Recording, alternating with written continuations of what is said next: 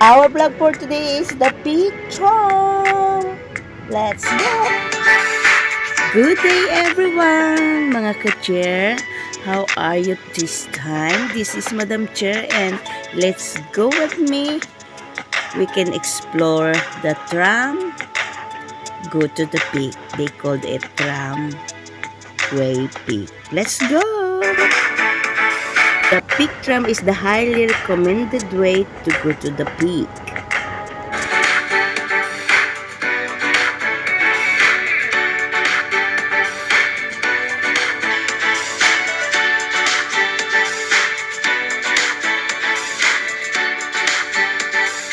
My dear Chiritic, let's go to explore the peak tram. The peak tram is an unforgettable experience. One of the world's oldest and most famous funicular trailways. Tram rise to 396 meters, about 1,300 feet above sea level. It is so steep that the buildings are past look like they are leaning a gradient of between 4 to 25 degrees. Whether you are going up or going down the hill, you will love these trams. The peak tram runs every 10 minutes to 15 minutes between 7:30 a.m. to 11 p.m. Booking in advance can be or using an octopus card to pay for the tickets. It will help reduce your queuing time. Either just a ride or together the payment to entry the Sky Terrace and viewing deck. The peak trams start 10 a.m. to 11 p.m. Monday to Friday and 8 a.m. to 11 p.m. Saturday, Sunday, and public holiday. The Sky Terrace start 10 a.m. to 10 p.m. Monday to Friday and 8 a.m. to 10 p.m. Saturday, Sunday, and public holiday. On Amazing Moments Selfie Studio start 11:15 a.m. to 7:15 p.m. every day, together the Saturday, Sunday, and the public holiday. It's a pleasant walk from MTM Central Station to the Peak Tram Central Terminus along the road.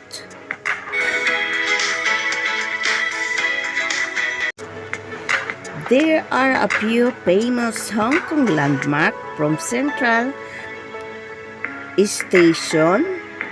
You may exit to J2. It will take you 10 to 15 minutes from MTR Central Station to the Peak Tram Central Terminus.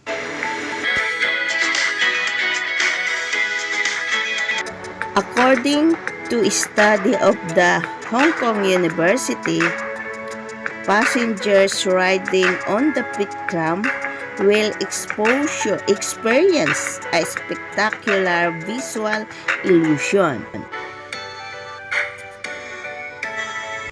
When going uphill, the high rise of the right side of the tram appear to fall towards the peak.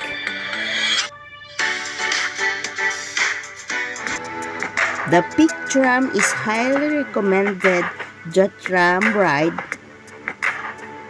platform to viewing and walking the peak trail. Love the tram and all the views. Peak tram is so nice to use there when in Hong Kong to avoid the long queue up by taking the number 15 bus up to the peak,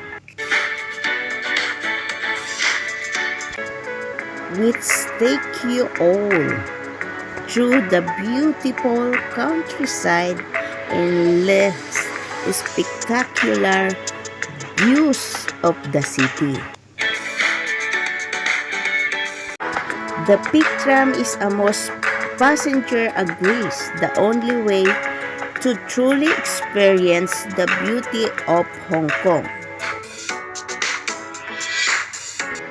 No words can describe, and tons of millions of people from every corner of the globe have taken the ride, which offered an uniquely spectacular perspective of the city. If you are still watching my videos, I would like you to comment down below what country you are in now and what is your job. Please comment down below. Maybe at this moment you're gonna ask where the address and located the peak tram. Maybe one of our viewers right now asking where is the peak tram location or address. You can find the peak tram central terminus. It is located on number 33 Garden Road, Central Hong Kong.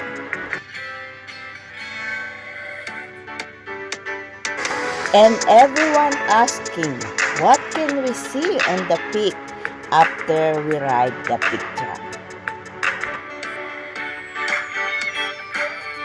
Well, my answer to you is, aside to the greenery that we can see there, we can visit also the Peak Tower, the Sky Tower number 28 in the Madame Tussauds.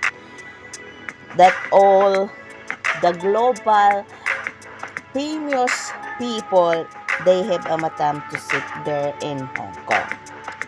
And also the amazing Moment Selfie Studio and Shopping Bazaar. And of course, to the people who love food, don't worry, they have a lot of variety of food there in the peak. You can choose anything that you want or any food that you never tasted before, you can eat there.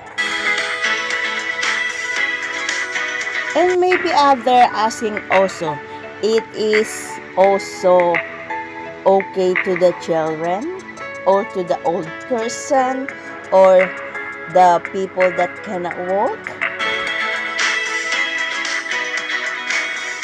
My answer is yes, it is for the whole family. You can start on the peak tram.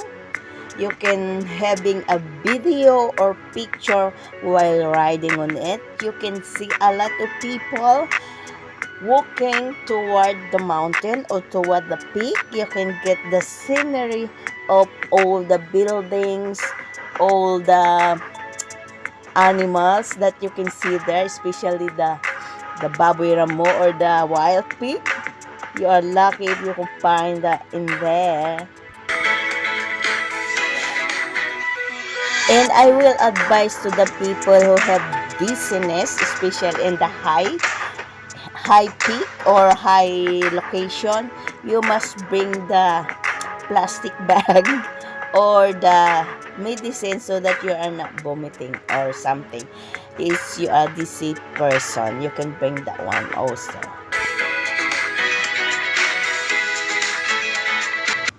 One more thing that you not forgot is the camera or cell phone so that you can take the picture of video, the mementos that you having there in the peak tram and also on the peak.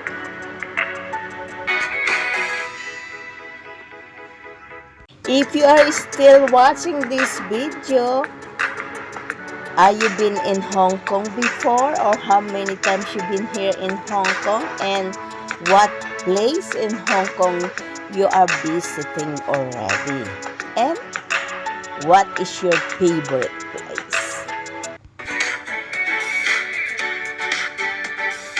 Of course, I must suggest the Peak Tram and also the Peak, because this is the one tourist spot here in Hong Kong that even the local and the tourists love together, and they put it on their list so that they not forget it.